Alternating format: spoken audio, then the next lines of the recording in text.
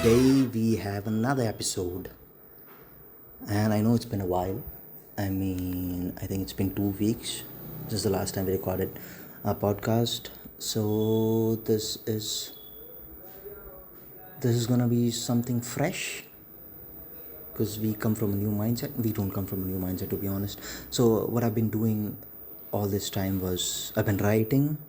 Like I promised you all that I was gonna write, but the only thing is, I promised that I'm working on a screenplay, which was, I don't know whether I said this or not, but I was at that time I was planning to write a screenplay about a girl in his adolescence, who's going through shit. Who's going through a very low phase in her life, and then it was called Frozen Piss in a Wine Bottle, and I started to write it, and I think I did have an outline of that script, but then I jumped ship and I started writing something completely different.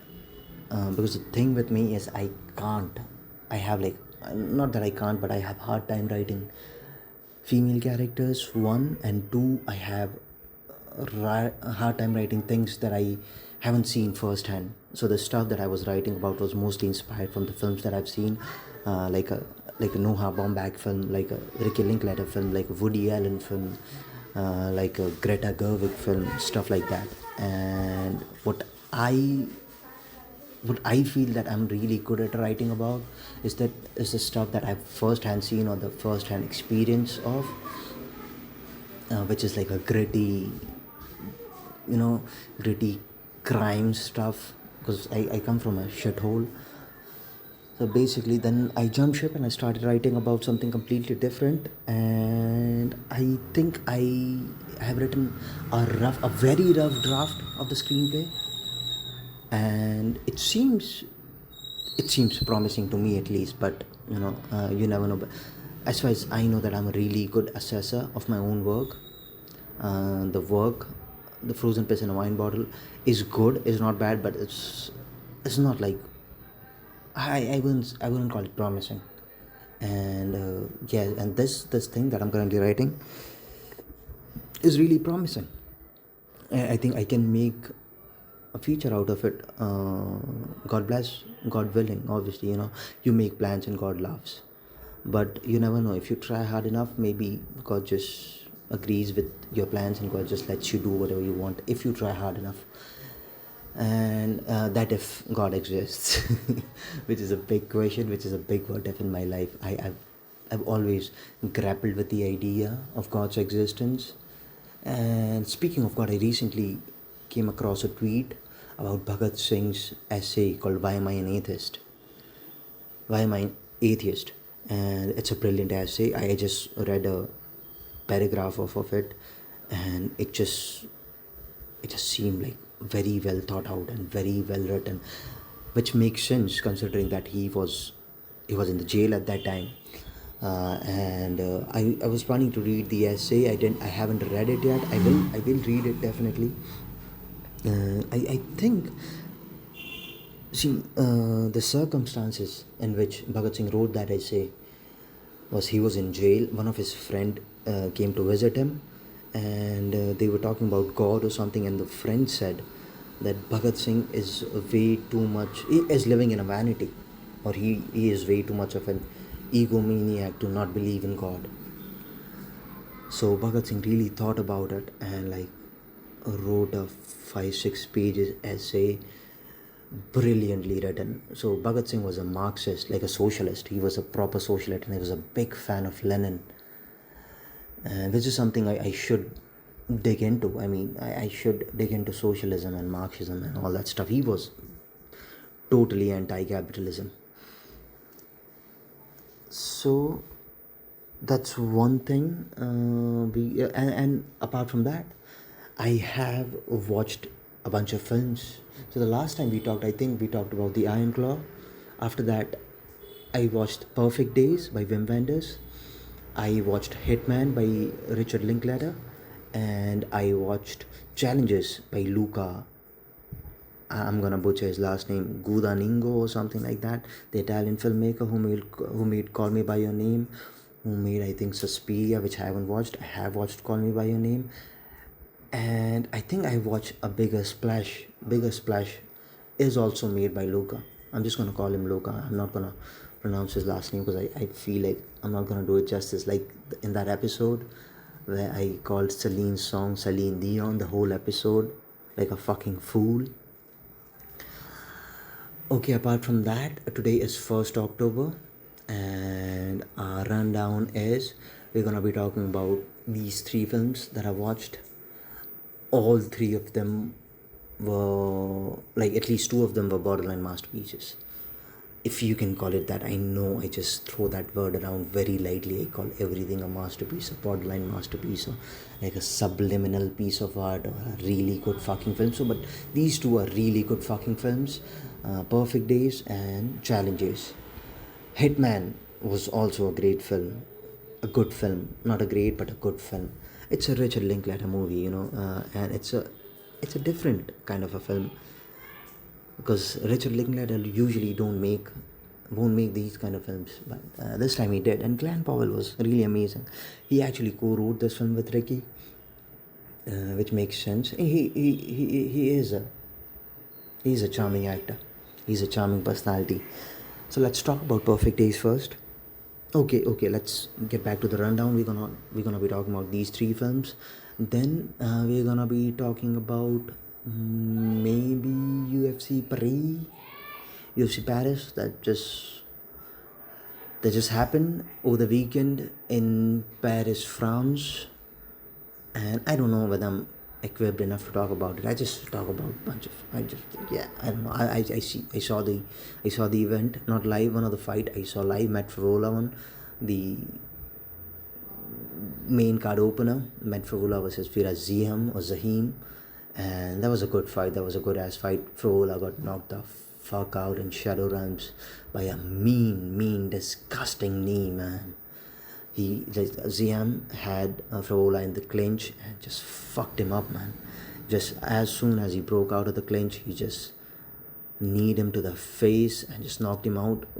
Kind of like BSD did to Favola, because they were also in the clinch, I guess, and just Favola got out of the clinch and just started moving to his right, and BSD has a mean left kick and he just threw it. He just like fucking knocked him out cold. Speaking of BSD and his left kick got him molested in this fight against Moicano. Moicano caught the kick, took his back, got him down and beat the living shit out of him. Just like cut him open. All just like mean fucking elbows, threw mean fucking elbows at him, and just like did so much damage in the first round. That was a 10-8, borderline 10-7 round. He did so much damage. He almost finished him in that round. And BSD came back a bit stronger in the second. All hard, man. BSD is all hard. And he just took the second round. He did take the second round, 10-9. Not really a great round, but still BSD did his thing. And by the end of second round, the doctors came and said that his eyes are done. His right eye was completely shut off. His left eye, he could barely see something out of it. So just doctor called it off. Margodat was the referee. He doesn't care what the crowd thinks. He's really good ref. He called it off as well, upon the advice of the doctors. So that was the UFC Paris event. And other than that, let's just talk about the films. Let's get into the films. Perfect Days by Wim Wenders. Okay, let me admit, this is the first and only film I've seen by Wim Wenders. I think I tried to watch Wings of Desire. I'm not entirely sure whether I've seen it or not. I feel like I've seen it. I feel like I started the film and haven't finished it. Wings of Desire, for people who don't know, is a German film directed by Wim Wenders in, I think, 1980s, somewhere in that time. It's about an angel, I guess. I haven't seen the film. I've just seen some screenshots in those, cinema pages over Instagram. And it's considered to be one of the great films. It's considered to be one of the pioneer films. I'm not sure, but I think Robbie Mueller did the cinematography of that film. Robbie Mueller, for people who don't know, is one of the greatest cinematographer of all time. Like his pictures are just so rich in quality. I mean, just so fucking, the texture in those films, the colors, the lights is just fucking great, man. I think she's there, so she's gonna come, and I'm just gonna have to grab the key. Let me pause, and I'll come back to this. Okay, I guess we're back at it, and sorry for that. I think we're gonna cut it. We're gonna edit it out. Hopefully, we're gonna edit it out if I'm not way too lazy. But speaking of film vendors and speaking of perfect days, what a fucking film! You know, I saw an essay. I saw like a video essay by Thomas Flight. Thomas Flight, for people who don't, like, obviously, I think every cinephile knows who Thomas Flight is. He has a YouTube channel and he does film analysis. And he had an essay comparing films like TV shows like The Bear, films like Whiplash, with films like Perfect Days, where the character is just content with what they have.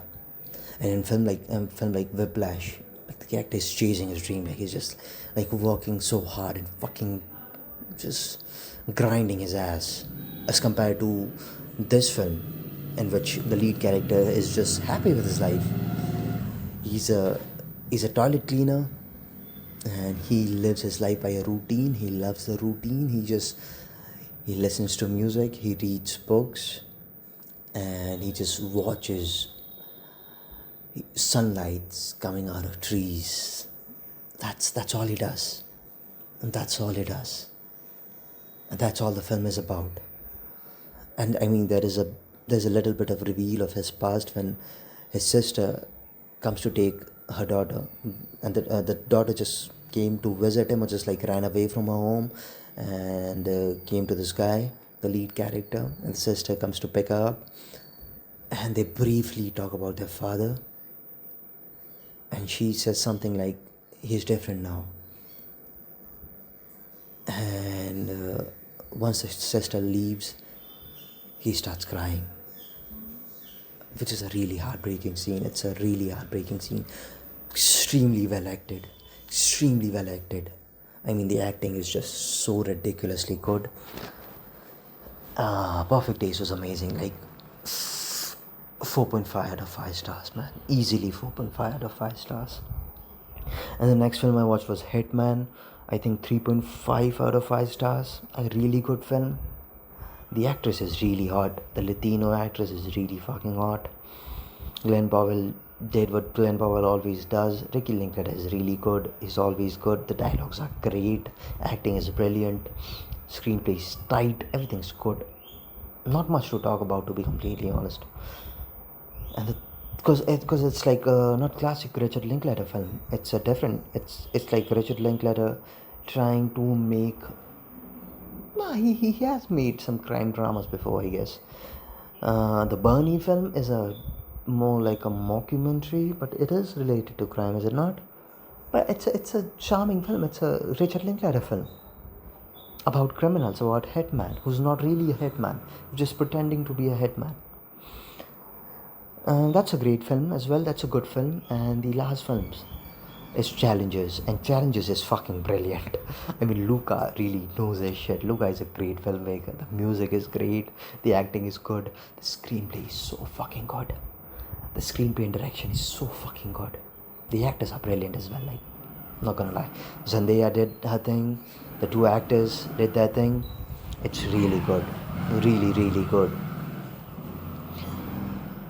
And yeah, the ending was brilliant. The ending was just brilliant. The way he set it up, it was brilliant. The last reveal was just so fucking good.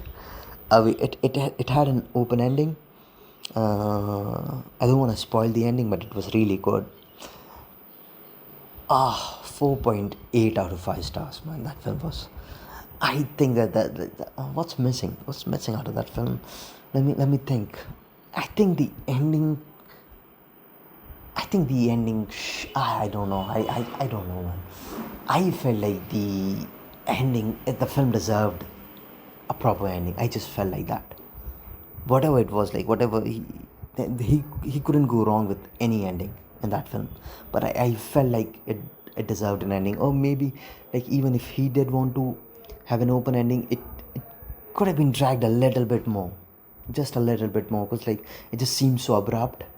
I had to just Google it, like challenges ending explained, and then somebody on the Reddit said that the ending is like pretty clear, because they both play their asses off, and the one guy jumps on the other guy, just hugs him or something, and so they just, their friendship is relived or whatever, and the Zendaya character gets what she wants, which is to watch a good tennis, which is a decent enough explanation, if you ask me. Okay, on that note, I think I'm gonna call it a day. I don't have much to talk about. I already talked about UFC Pari. There was a Brian Battle post fight interview, which was really nice, and I don't think I'm gonna cut anything out. To be honest, I don't have the energy, no, the time to cut anything off. Today is first business day of the month, and I mean, I'm planning to. Yeah, I'm not gonna talk about it. Let's not talk about it, because if I talk about it, it doesn't happen usually. So, on that note, I'll see you again soon. Bye bye. Cheers.